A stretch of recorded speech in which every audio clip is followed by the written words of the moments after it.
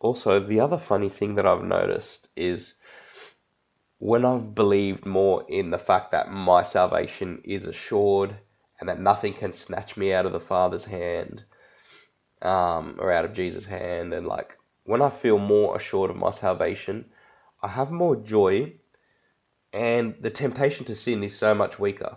Like, I find it so much easier to not entertain sinful thoughts or give in to, sinful things when I'm just overwhelmed by the goodness of God and the joy of His salvation, um, which is kind of counterintuitive, right? Because you think like, oh, if you think your salvation's guaranteed and whatever, you're just gonna do whatever you want. You're just gonna sin.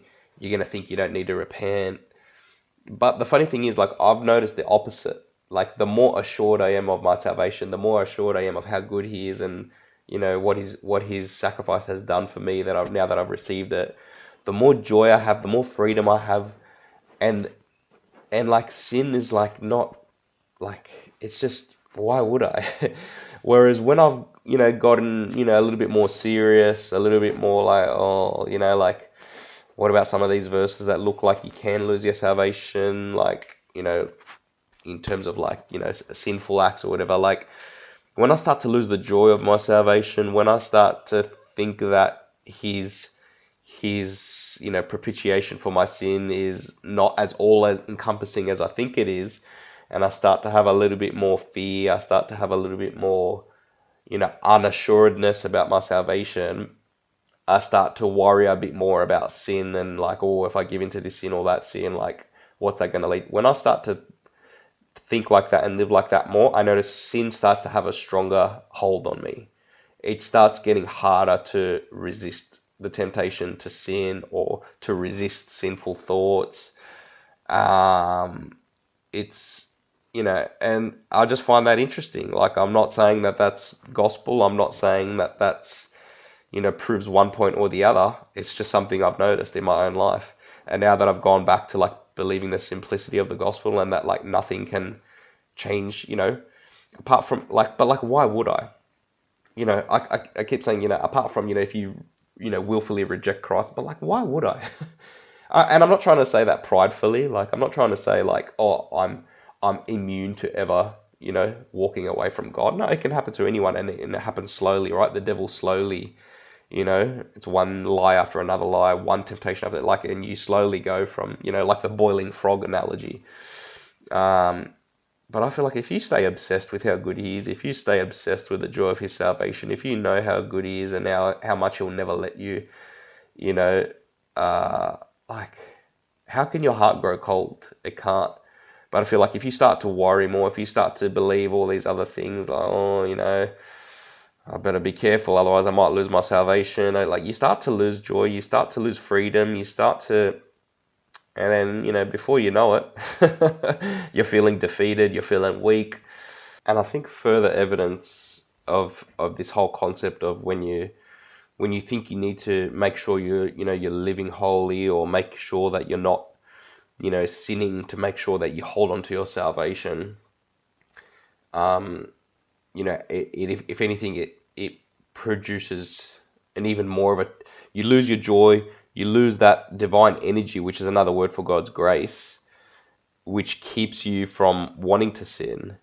And then you sort of come back under the bondage of sin, because you're technically trying to live back under the law again, even though you haven't got the Old Testament law in your mind.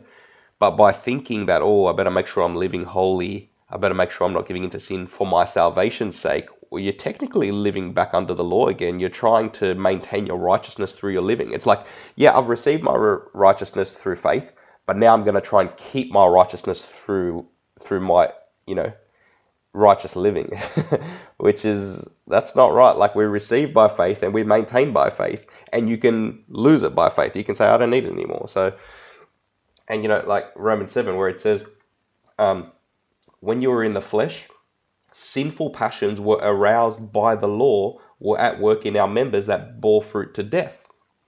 So literally, the temptation to sin was increased by trying to live under the law. And it says, but we have been delivered from the law, we have died from the law, so we should serve in the newness of the Spirit, and not in the oldness of the letter. And then he goes on to say in Romans 7, for apart from the law, sin was dead. But once I was alive once without the law, but when the commandment came, sin sprang to life and I died. In Romans 6, it says, don't let sin reign in your mortal bodies so that you should obey its lusts. And then it says, for sin shall not have dominion over you, for you are not under the law, but under grace. In other words, when you're living under grace, sin doesn't have any dominion over you. When you know you're free, you're set free, you've been delivered, apart from your works, whether you do good or bad or stuff up or whatever, your salvation is received as a free gift. Sin doesn't have any hold over you anymore. Whereas when you go back to like, I better maintain my salvation now by like making sure I live holy and blah, blah, blah, all of a sudden sin, you're now living under the law again without even realizing it. And then that's why Apostle Paul goes on to say, shall we sin because we're not under the law anymore? We're under grace? No, of course not. And that's exactly what I'm saying. Like, when you realize, it's like someone once said, which sounds a bit controversial. They said, when you realize you're free to sin, you'll be free from sin. And that sounds a bit controversial, but it's exactly what it's saying. Your sin debt has been paid. When you're under grace, the temptation to sin doesn't have a hold on you anymore. When you truly know, you're forgiven, you're cleansed, you're righteous, and you can't change that with any mistakes you make or whatever, like, man, there's this freedom that just comes over you, and the temptation to sin just is so weak. But when you're trying to live under the law, when you're trying to, I better live holy, better live righteous, like, wanting to live holy and righteous is a good thing, but the motive is what changes it. If you're doing it because you want to maintain your salvation, or mate, you're back under the law now, you're gonna start struggling. But if you want to live a holy, righteous life because out of thanksgiving, out of response, because of the free gift of salvation, that's when it's fruitful. That's when it's like you're doing it from joy, you're doing it from a place of gratitude and thankfulness, and it's not a selfish, because really, like, trying to live a holy life just so you don't go to hell, that's actually selfish. You're just caring about you. But when you want to live a holy, righteous life because you want to bring pleasure to God, you want to be a good servant of His on the earth out of thanksgiving, and it's got nothing to do with your salvation. It's like you're free, and it's an unselfish motive.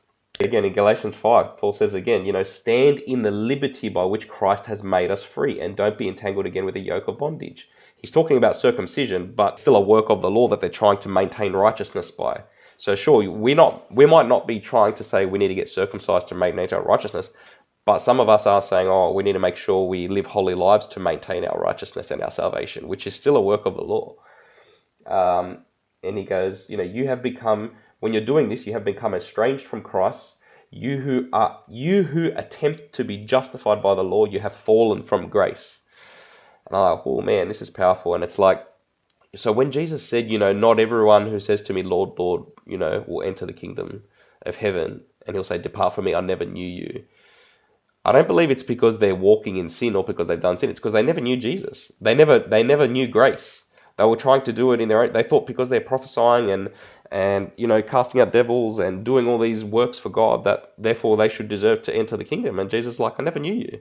You never received my free gift of salvation.